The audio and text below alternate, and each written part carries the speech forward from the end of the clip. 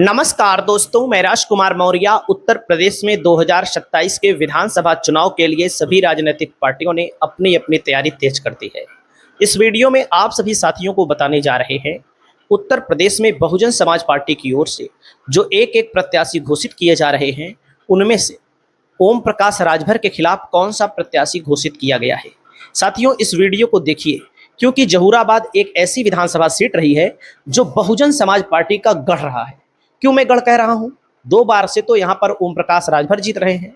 दोस्तों, ओम प्रकाश राजभर समाजवादी पार्टी गठबंधन से 2022 में जीते और 2017 में ये भाजपा गठबंधन से जीते। जब भाजपा गठबंधन से जीते तो 18,000 वोटों से जीते। समाजवादी पार्टी गठबंधन से जीते तो यहां पर दोस्तों करीब 45,000 वोटों से जीते। तब बसपा के हालात यहां पर क्या रहे, और आप सभी साथियों को मैं बता दूं, जैसे मैं बसपा को लेकर भी वीडियो बनाता हूं तो कुछ लोगों को बुरा लगता है, कुछ बसपा वालों को भी बुरा लगता है, सपा वालों को भी बुरा लगता है, क्योंकि मैं सच बोलता हूं, मैं सच के साथ हूं। मैं हवा हवाई बात नहीं करता हूं कि किसकी सरकार आ जाएगी हवा में। जो मजबूत है उसको मजबूत बताता हूं। जैसे गाजीपुर हो गया, मऊ हो गया, आजमगढ़ हो गया, अंबेडकर नगर हो गया, मतलब केवल 2-4 नाम अभी आप जानिए, 2-4 जिलों के नाम। यहां आज भी बसपा का 50,000 वोट, 40,000 वोट, मतलब बेस वोट जो केवल हाथी के नाम पर जाता है, पड़ता है। अब आप सोच लीजिए, अगर बसपा का मजबूत प्रत्याशी कुछ अपने समाज का वोट लेकर आए तो वह विधायक बन सकता है। अब जैसे मैं डाटा चेक करता रहता हूं तो मुझे जानकारी मिलती रहती है। ऐसे मैंने चेक किया दोस्तों लोकसभा 2024 का डाटा, तो एक विधानसभा सीट है मानिकपुर। मानिकपुर में 62,000 वोट सपा को भी मिला है, 62,000 के करीब वोट बसपा को भी मिला है और 62,000 के करीब वोट भाजपा को मिला है। बसपा से सपा का वोट जो ज्यादा रहा है 87 वोट। अब आप सोचो, अब आम लोगों को उस तरह कहेंगे बसपा शून्य है, शून्य नहीं है। मानिकपुर में अच्छा कैंडिडेट उतार दे, बसपा चुनाव निकाल सकती है।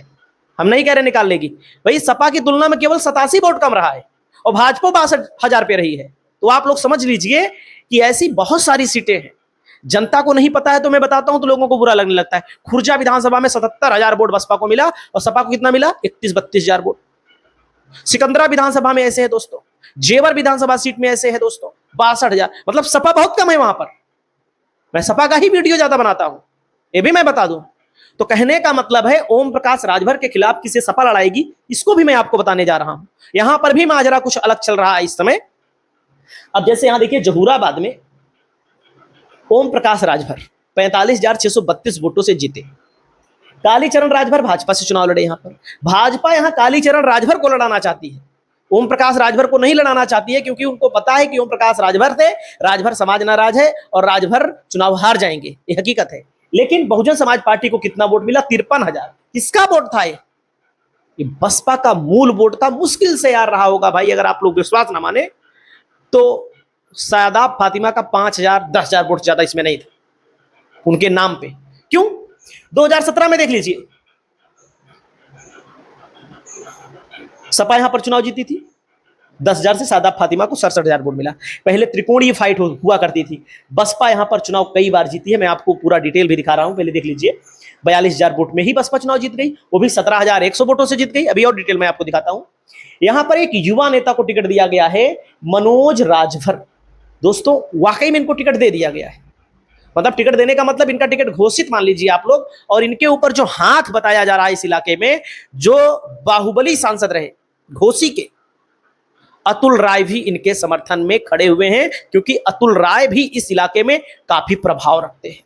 और दोस्तों मैं आपको बताना चाहूंगा, मनोज राजभर युवा हैं। अब लोगों को लग रहा होगा ऐसे किसी को दे दिया गया, चेहरे से मत पहचानिए। जो भी बसपा से टिकट लेता है, जो भी भाजपा से लेता है, सपा से लेता है, मजबूत होता है समाज में, पैसे वाला व्यक्ति होता है। कोई फ्री में चुनाव नहीं होता है, करोड़ 2 करोड़ 4 करोड़ खर्च करने की क्षमता होती है।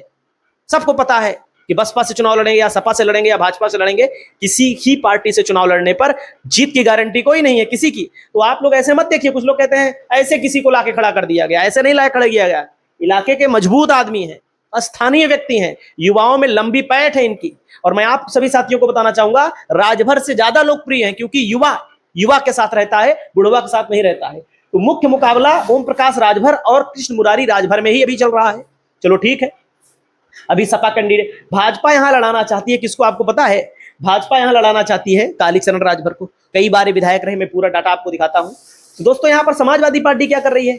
समाजवादी पार्टी में जो तैयारी है, सादात फातिमा विधायक जब बनी थी तब त्रिकोणीय मुकाबला था। 2022 में इन्होंने बगावत भी की थी और इस इलाके में जैसे एक मन्नू अंसारी का टिकट होना है, एक अब्बास अंसारी का भी टिकट होना है, तो एक ही जगह पर 3 मुस्लिम को टिकट मिलना मुश्किल है समाजवादी पार्टी में भी। बाकी लोग चाह भी रहे हैं सादात फातिमा को टिकट मिले, ये भी सच्चाई है, लेकिन सादात फातिमा को अगर टिकट मिलता है तो क्या बीजेपी को फायदा हो जाएगा? हिंदू मुसलमान का ध्रुवीकरण हो जाएगा? क्योंकि जब तक यादव और मुसलमान के अलावा अन्य वोट नहीं आएगा तब तक सपा चुनाव जीतेगी नहीं, तब तक सपा लड़ाई भी नहीं रहेगी। ये भी मैं आपको बता दे रहा हूं, खुलेआम बात करता हूं मैं। और जहूराबाद में ओम प्रकाश राजभर की पार्टी 14,000 वोटों से पीछे थी। अभी मैं आपको दिखा दे रहा हूं बसपा को भी कितना वोट मिला था। समाजवादी पार्टी से यहां पर उमा शंकर कुशवाहा खूब तैयारी कर रहे हैं, खूब मजबूत कुशवाहा आबादी यहां पर है। और यहां पर एक चर्चा यह भी है कि अब लालच बस गई है, जन अधिकार पार्टी वाले जो हैं, बाबू सिंह कुशवाहा अपनी पत्नी को भी लड़ाना चाहते हैं। अब आप सोचिए, अपनी पत्नी को भी लड़ाना चाहते हैं इस सीट पर, सुरक्षित मान रहे हैं इस सीट को, और यहां पर उनका कोई राजनीतिक जनाधार भी नहीं है, मतलब कि इस इलाके से आते भी नहीं है। अब यहां पर समाजवादी पार्टी से महेंद्र चौहान की भी मजबूत दावेदारी है, 2017 में चुनाव लड़े थे। दोस्तों मैं आप सभी साथियों को यहां पर डाटा थोड़ा बताता हूं, क्योंकि बसपा के टिकट को मैंने बताया, यहां पर बसपा का टिकट घोषित किया गया है। और आपको देखिए यहां पर डाटा क्या कहता है, डाटा क्या कहता है आप लोग देखिए, यहां पर आंकड़ा क्या कहता है। देखो 2022 में 45,000 से राजभर जीते, और उसके बाद देखिए यहाँ पर बसपा कितनी बार जीती है, देखो आप लोग खुद देख लीजिए, 2007 में, 2002 में और 1993 में 3 बार बसपा यहाँ पर चुनाव जीती है। और कितने में जीती है बसपा? बसपा 56,000 में, 42,000 में भी पहले त्रिकोणीय मुकाबला हुआ करता था। 67,000 वोट पाकर भी नहीं जीत पाई। फिर परसेंटेज में देख लो, 41% वोट में जीती है, 37% में जीती है, 33% में हार गई है। तो कहने का मतलब है कि 2027 का चुनाव जैसे जैसे नजदीक आ रहा है। और एक डाटा मैं आपको दिखा देता हूं, लोकसभा में कितना मिला था। और देखिए ये सीटें हैं यहाँ की, गाजीपुर जिले की 7 सीटें हैं, 7 में किसी का भी देखना चाहो। जहूराबाद में देखो बसपा को कितना वोट मिला था।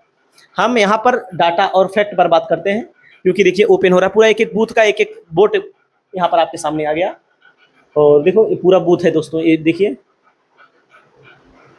32 पेज है, 32 पेज में पूरा जहूराबाद का डाटा है यहाँ पर, एक एक बूथ का। तो एकदम लास्ट वाला दिखाते हैं कितना मिला था टोटल। यहाँ पर देखिए 32 पेज में टोटल आ गया आपके सामने। बसपा को मुश्किल हालात में 33,000 वोट मिला, भाजपा को 91,000 वोट मिला, समाजवादी पार्टी को 1,05,000 वोट मिला। 33,000 वोट यहाँ पर पड़ा तब जब लोकसभा का चुनाव हुआ, बसपा के हालात एकदम खराब थे तब। वहीं पर जखनिया विधानसभा में देख लीजिए, जहाँ पर राजभर का दूसरा विधायक है, जो राजभर कहते हैं, जो पेपर लीक वाले विधायक एक हैं।